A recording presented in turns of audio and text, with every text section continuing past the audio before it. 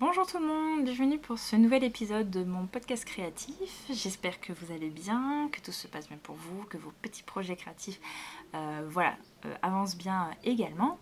Donc moi je vous retrouve aujourd'hui pour vous parler de mes propres avancées. Voilà les petites choses qui m'ont occupée ces dernières semaines. Et juste avant de commencer, je voulais simplement vous signaler que la semaine dernière, il est sorti un article un petit peu spécial, on va dire, sur mon blog, puisque c'est un article qui livre en fait toutes mes réflexions sur le phénomène des podcasts créatifs et l'évolution de mon propre podcast. C'est une réflexion que j'ai menée suite en fait à plusieurs interrogations sur mes vidéos. Parce que depuis un an, j'ai pu constater une baisse constante du nombre de vues, ce que je ne comprenais pas parce que pendant presque 3 ans, je m'étais habituée à avoir un nombre de vues égal au nombre d'abonnés. Et là, du coup, aujourd'hui, on en arrive à avoir finalement un tout petit peu plus de la moitié des abonnés qui voient les épisodes de podcast. Donc, du coup, je ne comprenais pas. J'ai cherché à comprendre, tout simplement. Et donc du coup il en est ressorti plusieurs choses que j'ai exposées dans cet article. Et du coup si je vous en parle, c'est que forcément j'ai aussi fait des conclusions et sur ma pratique, sur ce que j'ai envie de faire en ce moment, moi. Et du coup en fait on va en parler en fin d'épisode. Donc voilà, donc je vous invite vraiment à les lire, même si je dois bien vous l'avouer, c'est un gros pavé. Mais voilà, tout simplement. Donc, avant de commencer, je vais tout simplement revenir sur la vidéo qui est sortie juste avant celle-ci, donc qui était une vidéo thématique sur le thème du zéro déchet. En fait, je vais en redire tout simplement parce qu'en fait, les petites créations que j'ai faites dans cette vidéo, c'est les premières créations que je vais vous présenter. Donc, je pense que c'était beaucoup moins fun forcément que la vidéo sur la magie. Mais c'est aussi une autre facette de ma personnalité, vous inquiétez pas, j'ai d'autres idées en tête là qui viendront, je pense, peut-être d'ici peu. Je verrai bien, c'est difficile à prévoir ce genre de choses. Mais voilà, du coup, je me suis dit que comme à ce moment-là, on va dire, j'avais été motivée moi pour augmenter mon stuff, on va dire, pour être un peu plus écolo, quoi. Je me suis dit que peut-être ce serait sympa de partager cette motivation, on va dire, à d'autres personnes que ça pourrait intéresser, etc. Donc du coup, moi, je me suis essentiellement concentrée la fois là sur faire des sacs à vrac. Parce que du coup, j'en ai pas énorme et que ça pouvait être sympa d'en avoir quand même un peu plus. Donc en fait, moi j'avais 3 petits sacs à vrac bleus comme ça, que j'ai fait il y a un moment. Je ne saurais pas vous dire quand parce que ça remonte à beaucoup trop loin, même si je suis sûre que c'est pas si lointain que ça. Mais du coup, j'en avais 3, forcément avec 3, on fait pas grand chose. Ce qui fait que quelques temps après, j'avais commencé en fait à en faire 3 autres. Pour le coup, je vais par 3. Et du coup, eux, ils étaient orange. Voilà, j'ai pris avec des restes que j'avais. Et donc celui-là, je viens de le retrouver il n'y a pas très très longtemps. Pendant longtemps, j'en avais plus que 2. Et comme vous pouvez le voir, en fait, pendant très longtemps, ils sont restés sans cordon. Donc pas très utilisable, quoi. Enfin, c'est pas très pratique quand t'as pas de cordon. Et du coup, je me suis dit que ça pouvait être l'occasion de munir ces pochons de cordon. Donc c'est ce que j'ai fait. Voilà. Donc j'ai fait des cordons marrons en fait avec des laines acryliques que j'avais en stock. J'ai pris ça finalement un petit peu au pif. Et finalement j'ai bien aimé l'association de ces cordons marron avec le orange parce qu'en fait ça m'a fait penser à des citrouilles. Et donc je me suis dit pour que la ressemblance soit vraiment poussée au plus loin, je vais faire des petites feuilles vertes. Voilà, là aussi avec de la laine acrylique dont je ne sais pas quoi faire. Et du coup, ça donne un petit style, je trouve, au pochon assez sympathique. Donc j'ai fait celui-là, j'ai fait un deuxième qui est plus grand, lui, parce que lui j'avais prévu, voilà, ça c'est le pochon à patates. Voilà, on peut l'utiliser pour autre chose, hein, évidemment, mais quand j'ai conçu au niveau de la taille, j'ai pensé, voilà, pour mettre les patates. Donc voilà, et donc il faudra que je fasse ça aussi sur le troisième, mais je l'ai retrouvé vraiment que très récemment, donc j'ai pas pu le faire en même temps. Mais après, moi ce que je voulais surtout, c'était me faire des sacs à vrac avec fermeture éclair. Parce que je suis une grosse maladroite, que je me voyais très bien un jour arriver soit à la maison, soit même déjà dans le magasin, et malencontreusement faire basculer mon sac, mon sac à vrac avec cordelette, où dedans il y aurait du riz, ou je sais pas, des lentilles, des choses comme ça. Et comme vous savez, quand vous tirez sur le cordon, je veux dire, c'est pas fermé super hermétiquement, il y a toujours un petit trou. Et donc moi je m'imaginais bien le truc se déverser parce qu'il aurait été à l'envers malencontreusement. Donc pour me prémunir, j'ai réalisé, voilà, j'en ai réalisé 3, c'est juste qu'il y en a une qui est en cours d'utilisation. Voilà, alors celle-là, au niveau de l'ouverture, elle est un tout petit peu plus petite que celle-là et du coup l'autre qui est en cours d'utilisation. Ce qui est un peu dommage, je dois le dire, parce que du coup j'ai pu me rendre compte hier. Alors autant je pense que pour des pâtes, des trucs on va dire assez gros comme des torsades, ça peut passer sans problème. Mais alors hier, j'ai acheté des flocons d'avoine et ça c'est vraiment l'ouverture minimum. C'est-à-dire que j'arrive tout juste à rentrer la bouche du distributeur. Et je m'y suis repris un petit peu parce que j'arrivais pas à bien la mettre parce que c'est relativement juste. Ce qui fait que j'en ai mis à côté au départ. Mais du coup, voilà, c'est tout pile ce qu'il faut. Donc du coup, elle passe pas. Mais bon, comme je vous dis, voilà, sur des choses qui sont dans les distributeurs verticaux, des choses un petit peu plus grosses, je pense que ça peut passer. Et du coup, je me dis que ça pourrait être aussi intéressant d'en faire peut-être des plus... pas forcément plus larges, mais... plus long au moins pour qu'il y ait un peu plus de contenance. Là du coup hier quand j'ai pris mes flocons d'avoine j'avais un peu plus de 600 grammes, c'est déjà pas mal hein, vous allez me dire, mais bon, il y a des fois des choses qu'on achète en très grosse quantité donc ça pourrait être intéressant. Donc voilà, donc j'ai fait ça et je me suis fait aussi cette petite pochette. Alors là c'est plus à destination des distributeurs avec les petites pelles. Voilà, les gros bacs avec des petites pelles, parce qu'en fait j'ai pensé si j'avais envie d'acheter des graines ou voilà, des petits trucs vraiment en petite quantité, ce serait bien d'avoir, ne serait-ce qu'au moins, forcément il faudrait que je m'en fasse plusieurs, mais une petite pochette, là aussi avec fermeture éclair pour éviter les catastrophes. Donc la dernière fois que je l'ai utilisé, j'avais pris des petits biscuits apéro, ça marche très bien, enfin l'ouverture est bien pour les petites pelles, ça marche bien, donc il faut au moins ça. Et voilà, et donc là comme ça j'ai pu terminer, je crois que c'était vraiment le dernier morceau de tissu qui me restait de ce tissu là. Donc voilà, on liquide les restes de tissu. Et puis après dans un autre registre couture, je me suis fait des lavettes. Donc en fait j'ai juste coupé et mis un petit point de zigzag. En fait c'est pour remplacer les éponges dans certaines tâches ménagères, parce que je rappelle quand même que les éponges ce sont des organismes vivants. C'est pas cool quand même quand on y pense de laver sa crasse avec des organismes vivants.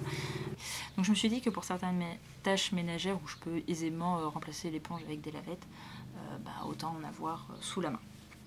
Donc ça c'était la partie on va dire couture, et il y a eu une toute petite partie crochet puisque j'ai fait ce sac à provisions que j'ai décoré voilà avec une petite rondelle. Alors là vous sentez, je vous tease le truc, mais la dinette au crochet qui est en train de faire son petit bonhomme de chemin dans mon esprit et qui là se manifeste juste en décoration. Et, bref. Et donc voilà, alors par contre je vous avoue, j'étais très motivée à faire ce filet à provision. Alors il n'est pas excessivement énorme, hein, mais je me dis pour... voilà, par exemple, si vous achetez quelques jus d'orange ou des choses comme ça, finalement il a une bonne taille. Mais je suis vraiment pas sûre que je vais vraiment l'utiliser. On verra avec le temps, mais je suis pas très convaincue. Je dois bien l'avouer. Donc voilà, ça c'était mes petites réalisations. Je vous avoue que le début j'étais vraiment très high, et puis la fin c'était vraiment compliqué. Je me suis un petit peu forcée à finir. Parce que bon, faut dire ce qui est, c'est pas très drôle à faire. C'est pas très intéressant. Donc du coup, c'est vrai que voilà, faut un peu se motiver, mais du coup quand j'ai une motivation vraiment excessive pour ce genre de choses, je pense que c'est le moment où il faut que je me lance. Voilà, parce que sinon en temps normal, non, je m'y adonnerai pas. Et puisqu'on était un petit peu dans la couture, on va continuer sur ce thème-là, et en fait même dans le domaine un petit peu de l'écologie, du zéro déchet, etc. Parce que j'ai fait un petit peu de couture, mais pas de la couture où je crée des pièces A à Z. J'ai fait de la customisation de vêtements du commerce que j'avais dans mon armoire. En fait, si vous voulez, j'avais deux t-shirts complètement basiques. Voilà, mais qui avaient l'avantage d'être en jersey de coton très très fin, très léger à porter. Donc ça, pour les grosses chaleurs en Gironde, c'est nickel. Le seul problème qu'ils avaient, c'est ces deux t-shirts, donc qui sont respectivement bleu marine et bleu ciel, c'est qu'ils étaient pas très sexy. Et je me sentais vraiment pas belle dedans en fait. Je me sentais un peu patapouf aussi, parce qu'ils sont coupés de telle sorte qu'au niveau du buste, il y a de l'aisance. Donc tu te dis c'est bien. Mais c'est pas une aisance suffisante pour faire un effet loose voulu, on va dire. Ce qui fait que ça fait juste un effet grossissant. C'est le cas de le dire. Donc ce qui fait, voilà, ça, parce que ça vient se poser en gonflant un peu, on va dire, sur le buste, et donc ouais, ça grossit. Enfin surtout la couleur bleu ciel, quoi. C'est pas non plus le truc le plus amincissant du monde. Donc du coup, ouais, je me sentais un peu patate dedans. Et du coup, je me suis réveillée un matin avec l'idée de leur adjoindre de la dentelle pour les rendre un peu plus sympas. Parce que j'ai remarqué dans mes derniers achats de t-shirts notamment que la dentelle était un élément qui revenait assez souvent. Donc du coup, voilà. Et du coup que ça pouvait être aussi l'occasion de recouper le t-shirt. Et donc c'est ce que j'ai fait, j'ai recoupé les bords des t-shirts pour les faire un peu plus cintrés, donc le résultat est quand même un peu plus sympa. Et donc j'ai rajouté de la dentelle sur le bas et sur les manches. Donc ça donne ça. Voilà, alors du coup j'ai intérêt à ne plus prendre des hanches, sinon ça ne passe plus, parce que évidemment la dentelle c'est pas très élastique. Alors la dentelle complète, je dirais, voilà, elle se présente comme ça. Et comme j'allais pas m'amuser à avoir 15 000 dentelles différentes, bon déjà j'ai pris une dentelle blanche parce que c'est ce qui allait le mieux avec le bleu ciel, un crème, franchement, non, enfin dans ma tête, non, ça ne passait pas. Et j'allais pas m'amuser à prendre 15 000 dentelles, donc du coup pour le bleu marine que je vous montre après, j'ai fait pareil. Et par contre du coup j'ai pris exactement le même pour les manches, mais j'ai juste retroussé, si vous voulez, la bande qui est là, vous voyez, juste pour que ce soit moins épais. Et de toute façon, pour le porter, je veux dire, sous bras, ça finit par se plier en deux de toute manière, donc voilà. Donc là on le voit d'ailleurs en dessous que là il y a une petite boursouflée parce que j'ai tout recoupé.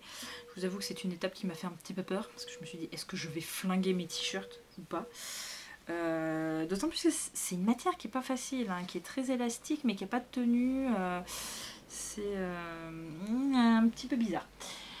Et donc du coup, bon, alors je l'ai mis à l'épreuve ce week-end. Faut que je refasse quelques reprises, mais voilà. Donc voilà, comme je vous disais, au niveau de sous, voilà, là ça rebique bien. Mais voilà, du coup voilà, c'est une petite custo. Je dis pas que c'est le truc le plus joli du monde, mais ça, j'ai plus de plaisir du coup à les porter maintenant qu'ils sont comme ça. Donc pour moi, on va dire le pari est gagné. Voilà, donc ça c'était le petit point couture écolo, recyclage, tout ça. Pas de tricot, enfin je peux vous montrer un tout petit peu, ça a avancé quelques rangs hein, mon pull, mais je dirais pas que c'est les jolies chaleurs qu'on a en ce moment qui fait que j'ai pas envie de faire de pull. Je vous montre quand même, parce que du coup maintenant j'ai un peu plus de rangs, je peux vous montrer quand même la jolie couleur cœur d'artichaut de Vilaine. Non, le seul truc c'est que en ce moment j'ai une motivation lunatique, très volage on va dire, et en fait j'arrive tout simplement pas à rester concentrée sur des projets très longs. Moi j'ai besoin... En ce moment, je suis beaucoup plus motivée à faire des projets qui se terminent vite et où on peut vite passer à autre chose, plutôt que des projets qui vont me demander plusieurs jours de travail. Donc de temps en temps, j'essaye, quand j'ai rien à faire, que je suis juste en train de regarder des vidéos par exemple pour faire quelques rangs, mais bon, c'est pas un franc succès. C'est pas du tout que j'aime pas le modèle, que j'aime pas la laine ou quoi que ce soit, c'est juste que ouais, le tricot, on va dire, en ce moment, il correspond pas à mes aspirations, puisque c'est toujours des projets qui sont, mine de rien, assez longs. Parce que je veux dire, même par exemple, une paire de chaussettes, je veux dire, voilà, dans un élan de motivation, au plus vite, je l'ai fait en 6 jours. 6 jours, c'est beaucoup trop pour moi. C'est sincèrement 3 jours max. Ça ne va pas plus loin en ce moment, ma motivation, pour quoi que ce soit. Et le mieux encore, c'est finalement de travailler qu'une journée dessus et que ce soit terminé à la fin de la journée. Voilà. Ne demandez pas comment fonctionne mon esprit de ce point de vue-là. Je ne sais pas non plus. Du coup, forcément, le crochet, ça passe vachement mieux pour moi de ce point de vue-là. Et donc, le premier projet que je vais vous montrer, c'est typiquement le projet, j'avais une idée en tête, je l'ai mise en œuvre, on passe à autre chose. Genre, c'est le projet est clair. Donc en fait, j'ai fait cette petite pomme d'amour, ou alors pomme tout court avec une grande tige sur la tête. C'est comme vous voulez. Voilà, j'avais cette image en tête d'une petite pomme avec des petits yeux, des petites joues roses, sa petite feuille et puis bon, ben, un bâton qui... Voilà. J'ai beaucoup hésité d'ailleurs pour la couleur du bâton. Mais bon, du coup là, la couleur, c'est un mélange, ça peut faire penser à une branche quand même, hein, faut dire ce qui est. J'ai mis, alors après coup, c'est pour ça qu'en fait ça reste pas très droit, enfin ça s'incline plutôt. J'ai mis après coup un petit morceau de câble pour que ça reste quand même bien droit, pour pas que ça courbe en fait. Et voilà. Voilà, le petit projet tout choupi, que franchement, je l'aime vraiment beaucoup. Et en ce moment, il est posé sur un réveil matin dans le salon. Enfin, un réveil matin. Ouais, enfin, oui, c'est techniquement un réveil matin. Et je sais pas, sa petite bouille, je trouve qu'elle enchante tous les endroits où, voilà, où je la pose. Donc j'étais fort contente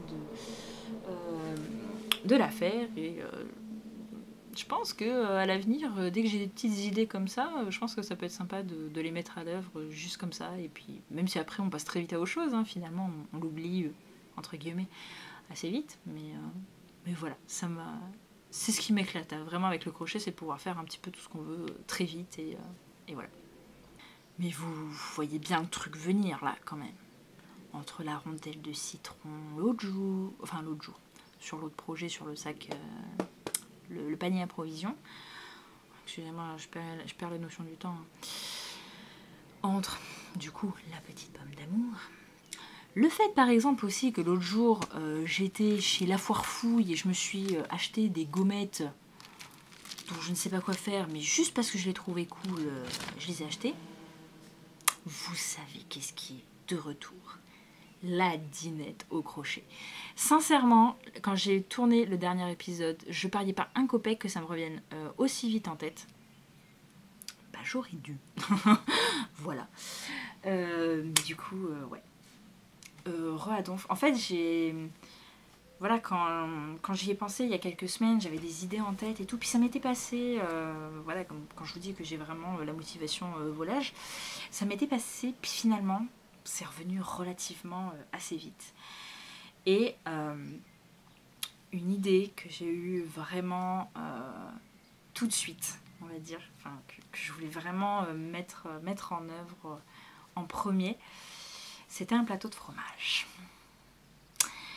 Parce que le fromage, je trouve que quand on cherche sur Pinterest et tout, des tutos, on tombe toujours à peu près sur les mêmes formes. C'est toujours grosso modo la forme du camembert avec, vous savez, la petite part qui s'en sépare. Pardon. J'ai trouvé des bûches de chèvre aussi. mais rien de bien extravagant. Et moi, alors c'est pas que j'avais envie de faire des trucs extravagants, mais j'avais envie vraiment de faire des trucs différents, voilà, qu'on n'a pas l'habitude de voir, et je suppose que je devais être accro au fromage hein, ces derniers temps. Donc du coup, j'ai entamé mon plateau de fromage. Alors, je les rapproche de moi. J'ai commencé par un Babybel. Alors je sais que c'est pas la première fois que j'en fais un. J'en avais fait un pour la dînette au crochet de ma nièce. Le seul problème, c'est que j'avais pas pris de notes. J'avais pas trouvé de patron hein, la fois là, j'avais juste trouvé une image sur un blog. Je crois que c'était une blogueuse, c'était un défi où il devait faire des fromages pendant une semaine ou je sais pas trop quoi. Et elle avait fait un Babybel. Mais ouais, mais bon, le problème c'est qu'il n'y avait pas de tuto, j'étais triste parce que moi le Babybel, forcément, c'est juste kiffant. C'est kiffant d'avoir un tout petit rond là comme ça qui rentre parfaitement dans sa coquille, comme ceci. Et voilà. Donc du coup, il a fallu que je refasse un petit peu marcher mes neurones pour... alors évidemment, il n'est pas pareil à mon avis, il n'est pas construit de la même façon que l'autre, mais du coup, voilà. J'ai de nouveau mon Babybel. Et c'est vrai que je pense que c'est quelque chose qui est très satisfaisant. J'avais une de mes tantes qui était là il y a quelques temps, et elle arrêtait pas de jouer avec. Et c'est vrai que tu as envie de jouer avec ce Babybel. C'est très satisfaisant de l'enlever, de le remettre dans sa coquille. Voilà, je ne peux pas expliquer pourquoi. Je me tâte pas mal à en faire un deuxième, mais cette fois avec une coque non pas rouge, mais plutôt jaune. Parce que, enfin, vous savez probablement que Babybel a fait des fromages avec des goûts différents. Il y en avait un, je me rappelle, c'était Gouda, et l'autre, je sais plus si c'était Gruyère ou Emmental, c'était un des deux. Et donc ils avaient des coques en cire de couleurs différentes aussi. Je crois que les Gouda ils étaient plus orange et Gruyère et Mental, je sais plus lequel, ils étaient jaunes. Et donc moi j'ai très envie de faire ça en fait. J'ai un jaune un petit peu orangé, je pense que ça irait très bien.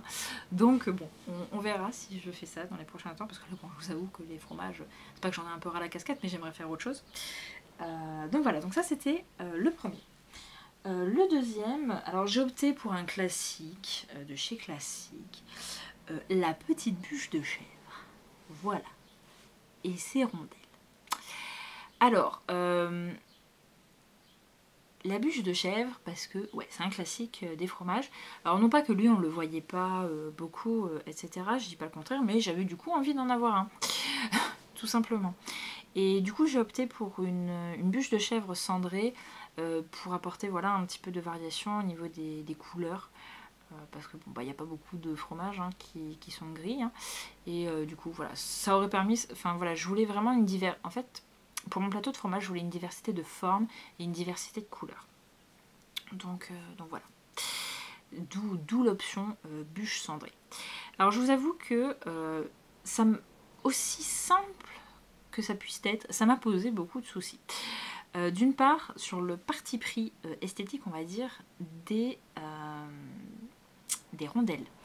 Parce que, bah, du coup, elles sont vraiment assez épaisses, parce qu'elles sont rembourrées. Voilà, hein, on le voit là.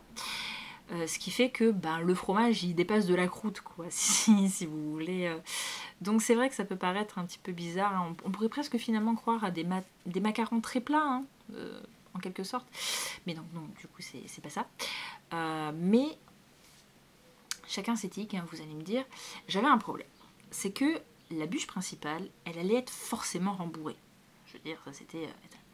et forcément que les extrémités, même si, sincèrement, j'ai pas rembourré fermement, j'ai pas bourré de rembourrage, bah, je savais que les extrémités allaient finir par être un peu plus rondes. Et en fait, ça me paraissait bizarre si j'avais fait des tranches très planes, très rigides, très plates, parce que d'un côté, on aurait eu un truc tout moelleux et un peu rondouillé, avec des choses très rigides et très plates. Et je sais pas pourquoi, dans ma tête, ça ne marchait pas. Il n'y avait pas une unité dans le fromage, quoi. Donc du coup j'ai opté pour l'option rembourrée. Et ma foi, même si c'est pas super réaliste, de toute façon je pense pas qu'on demande forcément à une dinette au crochet d'être super réaliste. Voilà, bah au moins je suis contente parce qu'il y a une unité esthétique, on va dire, dans ma bûche de chèvre. Après j'ai eu un gros problème, c'est que j'avais pas assez de gris en fait. J'ai utilisé un reste de ma soucoupe volante de la Lilala et du coup j'étais embêtée parce que du coup je l'ai commencé et dans ma tête je ne pouvais pas ne pas le finir et j'avais pas de quoi me ravitailler rapidement. Voilà. Surtout qu'en ce moment je pense que même si ne serait-ce que si je fais des commandes sur internet, faut que ce soit rentable quoi, hein. Je vais pas acheter juste une pelote parce que sinon la pelote, enfin les frais de port sont plus chers que la pelote, ça n'a rien à voir. Enfin ça n'a rien à voir, ça n'a pas d'intérêt, pardon. En ce moment je mélange beaucoup les mots, hein, faut pas m'en vouloir. Et aller en magasin, ben moi vraiment près de chez moi, j'en ai pas tant que ça. Et bon, faire des dizaines de kilomètres pour aller dans un plus grand magasin et ne même pas être sûr finalement de trouver la couleur que je cherche. Voilà, c'est là aussi il y a un investissement essence qui est possiblement pas rentable non plus. Et comme je suis vraiment à sec en ce moment, je me suis dit, bah tant pis, il sera un petit peu plus petit qu'une bûche de chèvre telle que ça devrait être, mais c'est pas grave. Et du coup, en fait, cette carence, je dirais, en laine, ça m'a permis finalement de trouver cette solution pour la tranche enfin pour la croûte de cette tranche de chèvre. Donc en fait, c'est juste des mailles coulées. Voilà, c'est pas une maille serrée parce qu'en fait, j'avais pas. Enfin, je sais pas comment dire, mais ça donne en fait le résultat que je voulais. C'est que j'aurais pas eu d'une autre manière. Enfin, c'est assez spécial. J'ai vraiment des images très très précises dans ma tête, alors pour ensuite les mettre en œuvre, c'est toute une histoire, hein. Je dois bien vous l'avouer. Mais du coup, voilà. Donc elle n'est pas très grande, mais quand on la présente comme ça, en fait, on oublie qu'elle n'est pas très grande, je trouve. Donc ça me dérange pas trop, parce qu'on pourrait se dire qu'on a déjà mangé par exemple quelques tranches. Et justement, bah en fait, si j'ai fait des tranches, c'est parce qu'en fait, une bûche de chèvre toute cylindrique, ça n'a aucun intérêt, donc forcément fallait faire des tranches. Et quand je vous dis que des fois pour mettre en œuvre des idées que j'ai dans la tête, ça peut paraître un peu compliqué, le troisième fromage en est l'exemple voilà, le plus parlant. J'ai fait une petite tranche de roquefort, vous voyez, de bleu d'Auvergne, de ce que vous voulez, bref, de fromage à pâte persillée, comme on les appelle, voilà. Donc voilà, sur une base rectangulaire, avec une tranche voilà, qui est plus haute d'un côté que de l'autre, pour faire vraiment voilà, l'aspect, on a coupé voilà, une tranche, voilà. Donc ça, j'en suis très très contente. Parce que c'est vraiment voilà, ce que j'avais dans la tête. Et je vous avoue que là, avant de tourner cet épisode, je me suis amusée à réécrire en bon français et de manière plus exhaustive, parce que j'ai pas pris avec moi, mais vous voyez, j'avais une feuille double, petit format, à carreaux.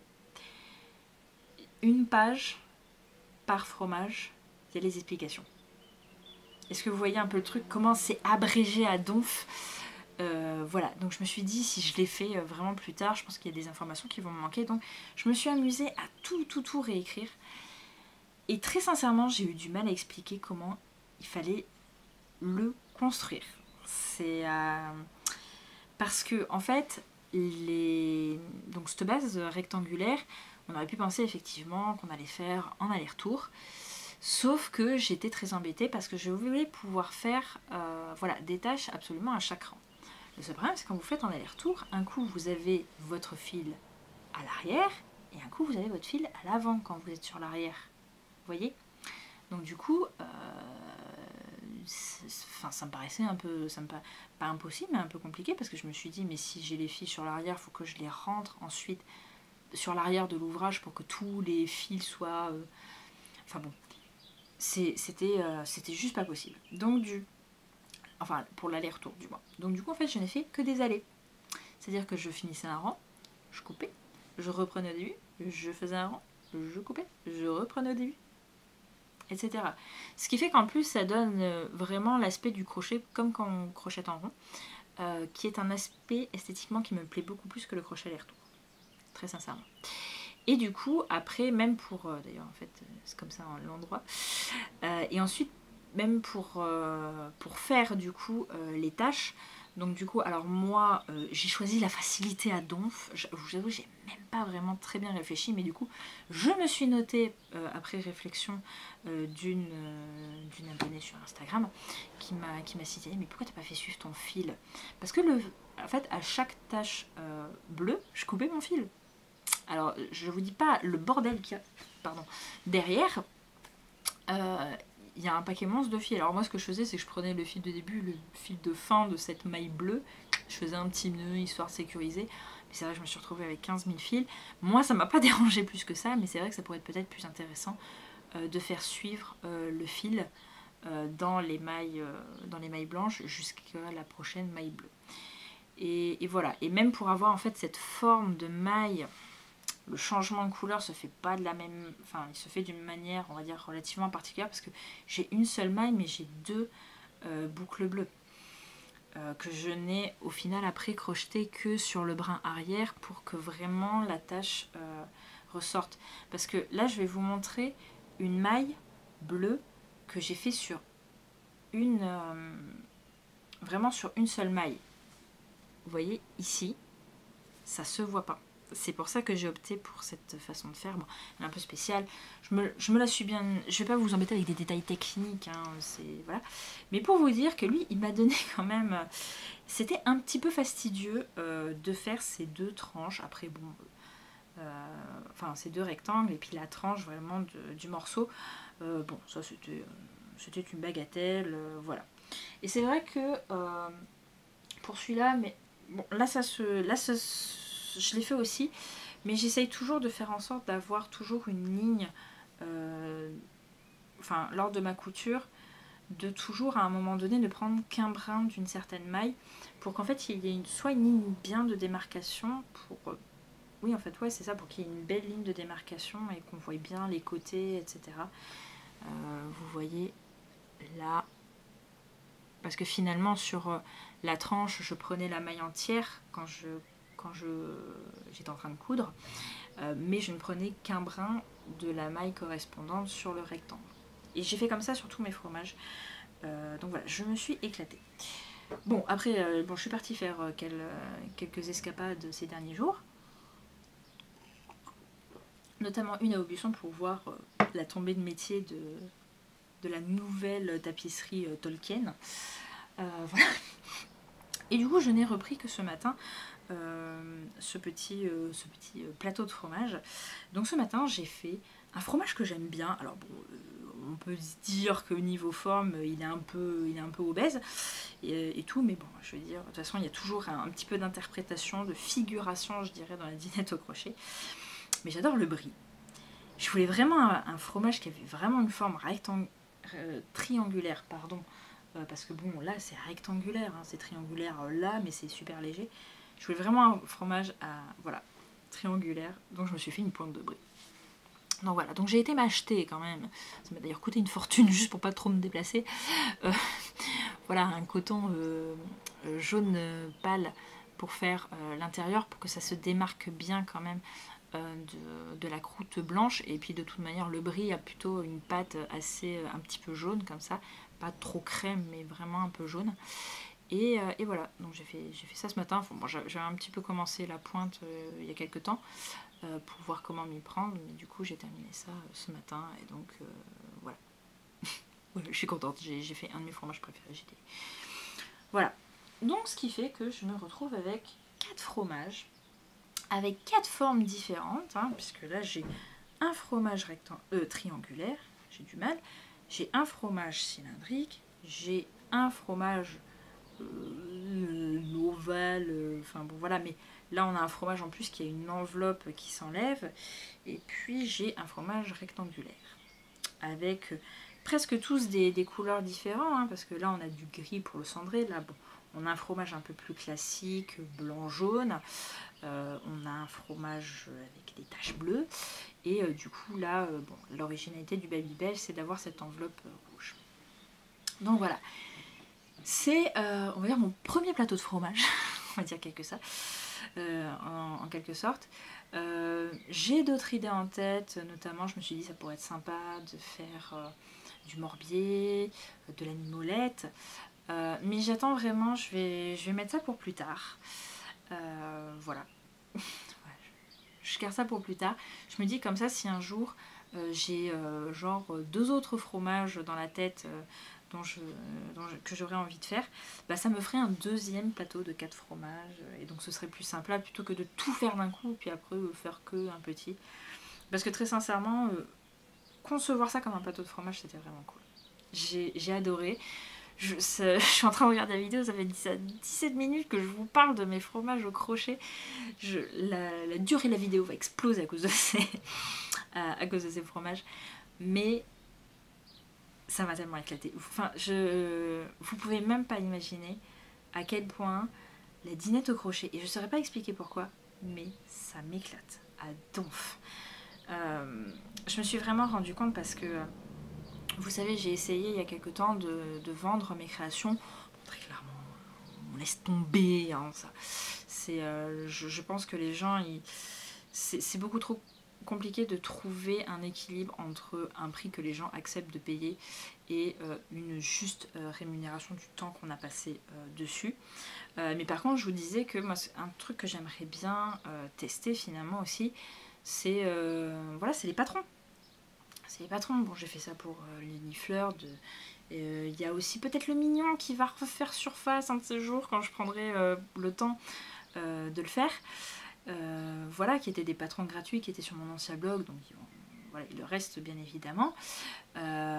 Et en fait, là, la dinette au crochet, je me rends compte que c'est un domaine qui m'inspire tellement. Là, par exemple, vous voyez, je pense que peut-être, hein, pas sûr, parce que je vous ai dit, moi ça change beaucoup trop du tout au tout en ce moment, mes motivations. Mais peut-être que les prochaines créations que je vais faire de dinette au crochet, ce serait dans le domaine de la charcuterie.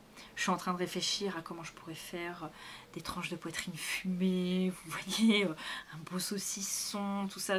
J'ai vu sur Pinterest notamment un saucisson qui a été fait avec une laine qui était un peu chinée, blanche et marron comme ça, et je trouvais que ça rendait bien finalement l'aspect de ces saucissons qui sont blancs, mais il y a des endroits où c'est un petit peu moins blanc, donc ça a cet aspect un peu chiné, enfin bref.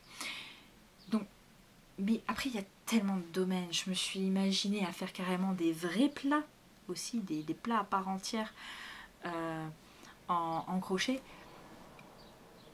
Ça m'éclate. De toute façon, j'ai toujours eu un problème avec la nourriture, ça, on le sait, c'est bon, c'est acté. Ratatouille, c'est pas mon Pixar préféré pour rien. Voilà. Et ouais, c'est un truc... Franchement, j'ai adoré retrouver, comment dire, voilà, cette joie véritablement que j'avais eue quand j'ai fait la dinette pour ma nièce. Et même si moi je joue pas spécialement avec, mais juste les voir, les tripoter, voilà, ça me met en joie. Les imaginer. Et franchement là du coup, c'est vraiment 4 fromages que j'ai imaginés de A à Z, même si pour certains c'est pas des trucs révolutionnaires que j'ai fait, mais simplement faire travailler mes petits neurones pour trouver la meilleure façon de faire, etc. Pour vraiment donner vie aux images que j'ai dans la tête.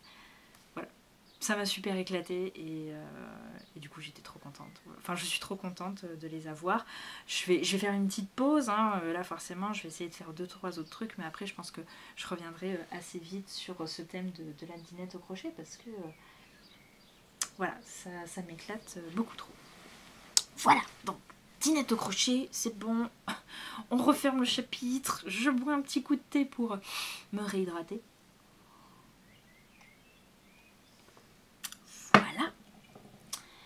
Et donc je voulais simplement terminer l'épisode avec voilà, encore un petit truc un peu différent, du dessin, enfin du coloriage, hein, plutôt. Il n'y a pas longtemps j'ai fait ce dessin. Voilà. Donc c'est pas compliqué, hein. J'ai juste fait plein de ronds avec un compas. J'ai organisé ça autour voilà, d'un quadrillage, tout ça. Et ensuite, je me suis amusée, parce que mince, j'ai plein de feutres à alcool, faut bien s'amuser avec. Enfin, ce que j'aime bien, c'est surtout qu'ils donnent quand même des couleurs qui sont assez franches. J'aime beaucoup. Et ensuite, je me suis amusée à tout refaire, les contours, voilà, avec un stylo noir. Et j'adore. J'adore cet effet un peu vitrail, tout ça. Et en fait, j'avais envie de vous livrer un pan de mon passé. Un souvenir très personnel. Quand j'étais petite, je me souviens qu'une fois, j'avais fait un dessin. Alors, je dirais pas dans le même genre, mais dans la construction, on va dire, c'était la même chose. Je me rappelle que j'avais une énorme boîte de feutre. Et j'étais partie du centre de ma feuille. J'avais fait et je construisais ensuite toutes mes formes avec des couleurs super diverses et variées. Mais je construisais tout mon dessin en symétrie, comme si j'avais, comme si elle était séparée en 4 et que tout devait se répondre en miroir. Et quand même, je veux dire, ce dessin-là, c'est un des nombreux dessins que j'ai dû faire dans ma vie d'enfant, et il m'a marqué. Pour vous dire, ça fait au moins 20 ans que je l'ai fait, ce dessin. Il m'a marqué. Et je pense que c'est parce que c'est peut-être quelque chose qui me parle énormément. Un dessin géométrique et très coloré. Sympa les motos. Donc voilà, avec des formes très géométriques, tout construit en symétrie, avec beaucoup de couleurs. Et du coup, en fait, j'ai adoré faire ce dessin. Et pour moi, c'est bête à dire, mais du coup, il résonne véritablement en moi. Et du coup, avoir fait ce dessin, je me dis que j'aimerais bien essayer d'en faire d'autres. Donc, je sais pas, le jour où je ressentirai ce besoin de manière plus accentuée, je pense que je partirai plus sur un... Parce que du coup, là, c'est un dessin avec que des formes en courbe, vu que je n'ai utilisé qu'un compas. Et du coup, j'aimerais bien en faire un en utilisant que la règle, donc des formes très droites. Voilà, donc j'avais envie de vous partager ça, parce que la vie créative, c'est ça aussi, c'est parfois faire des dessins, tout simplement. Voilà. Oui, vous avez compris, on a changé de jour, on est le lendemain. Non, j'étais en train de monter en fait l'épisode et je me suis rendu compte que en fait la conclusion était absolument complètement décousue. Enfin, je partais dans tous les sens, donc du coup je la refais. Donc en fait, je voulais revenir à la fin de cet épisode sur l'article que j'ai posté la semaine dernière sur mon blog. Et en fait, j'avais envie de revenir sur ça pour en fait parler de l'évolution de mon podcast. C'est vrai que pendant quasi 3 ans, les 3 premières années du podcast, j'étais essentiellement tournée vers le tricot. Et parce que j'étais en fait vraiment dans la découverte de ce qu'était le tricot moderne avec les designeuses indépendantes, les laines à la main, etc. Et en fait, c'est retombé. C'est retombé, et ce qui fait que depuis à peu près 1 an, je me concentre essentiellement sur le crochet. Parce que je me suis rendu compte au fil du temps que c'est vraiment l'activité dans laquelle je m'amuse le plus et que j'ai envie vraiment de privilégier. Le fait est que le tricot,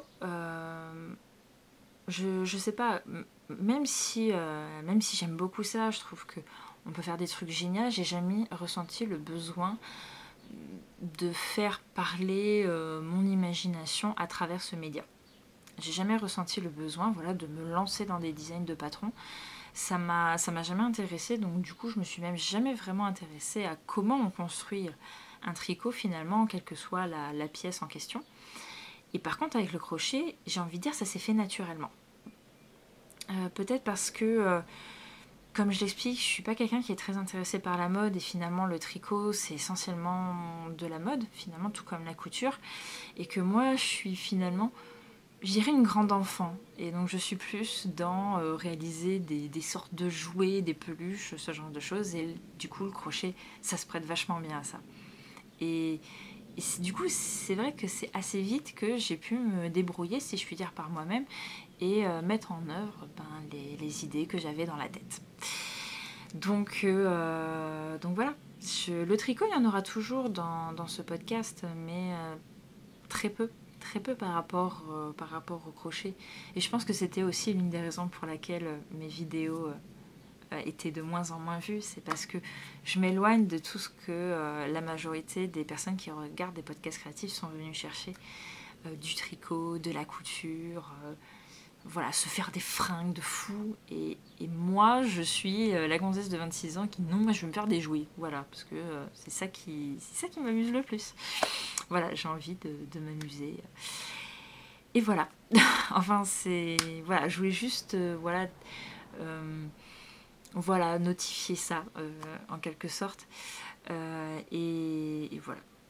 Enfin, surtout que moi, en ce moment, j'ai grand besoin de m'amuser.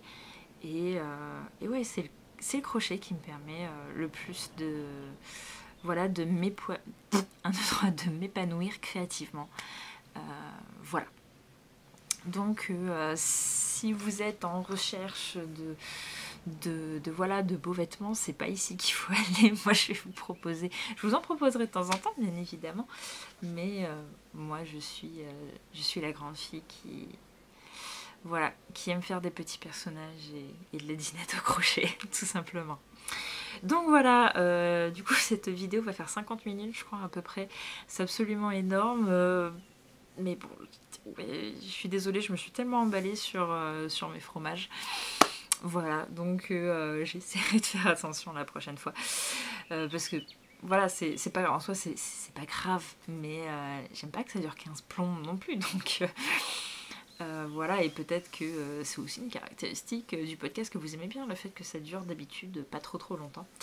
Donc bon, c'est pas grave, c'est pas le plus important.